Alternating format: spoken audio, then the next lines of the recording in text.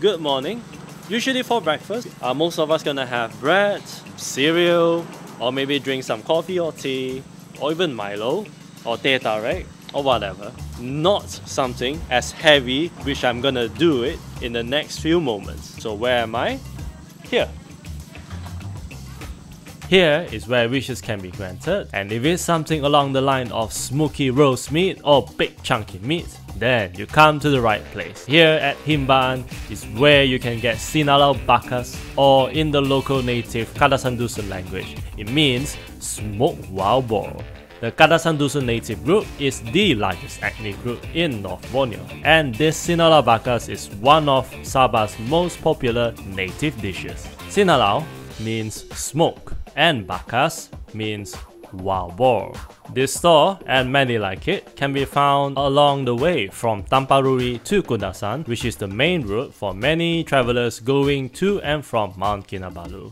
Usually, tour buses and vans make pit stop to allow for travelers to get a taste of Sabah's indigenous culture. The process of making Cinaalabarkas is relatively straightforward. First, they cut the meat into small chunks and then put it in the wire mesh, which then they slowly cook above the charcoal and some rubber tree wood. The rubber tree wood is to give the meat its smoky barbecued fragrance. When that's done, they season it with some spices and let it rest on the rack for a short while. After that, the meat is to be cut up into small pieces and is ready to be served.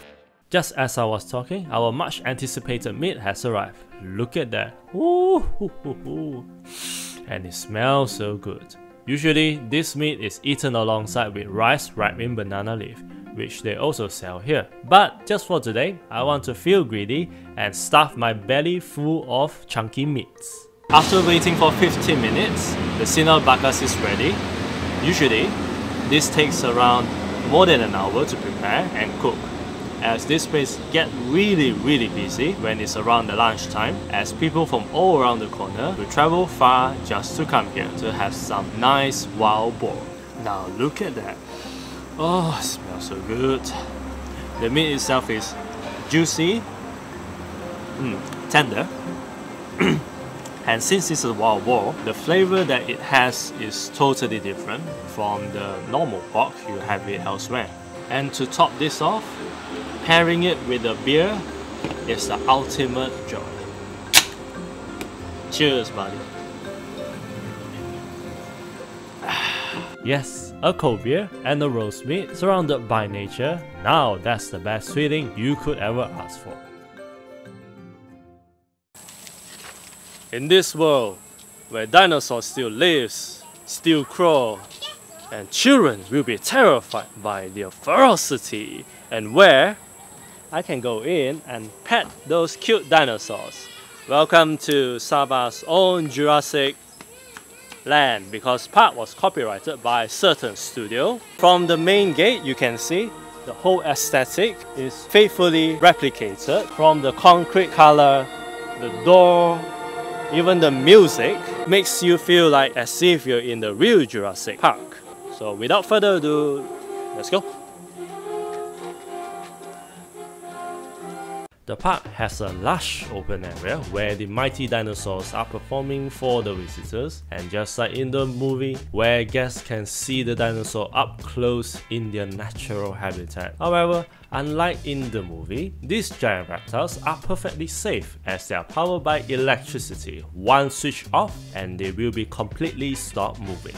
In this park, the variety of dinosaurs are quite surprisingly, given that the park size is average. You can see there are many well-known species dotted throughout the map, such as Dilophosaurus, Stegosaurus, Pterodactyl, Velociraptor, and Triceratops.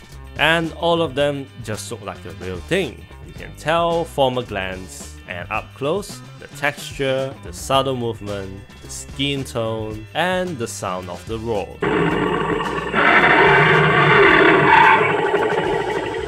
If you have little kids that you want to give them a nightmare, then you just bring them to the right place.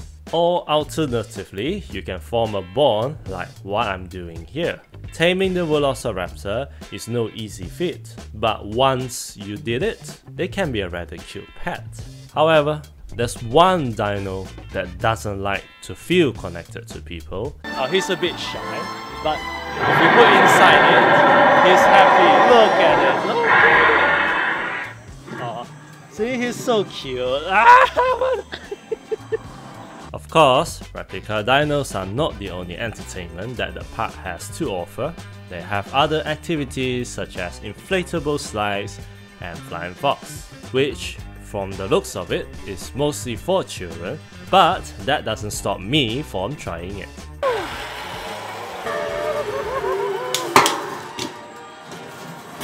After exhausting myself in the land before time, I came to the last destination of the day, the 3D museum and the upside down house. The museum houses a variety of paintings. Each of these paintings are masterfully crafted so that visitors can have fun doing what I'm doing it right now. All the arts are depiction of the life in Sabah and the nature surrounding it. Initially, I thought that I'm probably gonna be inside here for a short while, and I ended up staying more than an hour. Well, I certainly enjoy myself much more than I thought. There is something about the paintings in there that constantly intrigue me. Just next to the 3D museum lies this very interesting building, built in 2012, and it since have become a popular attraction for the locals and international visitors. Hi guys, so the house behind me is an upside down house in Sabah, and it's called the Upside Down House of Sabah. Why is it upside down? Well, because it's cool and because they can. So the story behind this upside down house is actually a quite sweet one. It's to symbolize the covenant between two tribes, the local tribes of Kadasan and the Chinese. So back then, there was a story of some Chinese businessmen who traveled to Sabah in the earlier days and met with a lovely Kadasan lady, and long story short, they became a family. So the house symbolized the early 90s concept of a mixed modern yet keeping the aesthetic of the tradition, such as the veranda design and the insides. Unfortunately, I can't show you what's inside the house because it's probably trade secret or something. So you just have to imagine it of how everything inside is upside down and also is kept in the 90s or probably late 80s aesthetic, with everything inside pretty ancient by modern standards. In the tradition of Kadasan, to welcome a guest, they don't shout, they don't lit fire, they use this, a gong. So whenever there's a guest coming to your house, they usually do this. They hit once onto the gong. Once signals to everyone in the house and probably the surrounding neighborhood, means that a guest has arrived or is coming. If you're looking for a quick weekend getaway or some last-minute dating plan, perhaps this video can be something for you to consider, as they are not far from the city and just about anyone of all ages can come and enjoy themselves. With that said, I hope you all enjoyed the video, stay safe, subscribe for the channel, and I'll see you soon in the next video.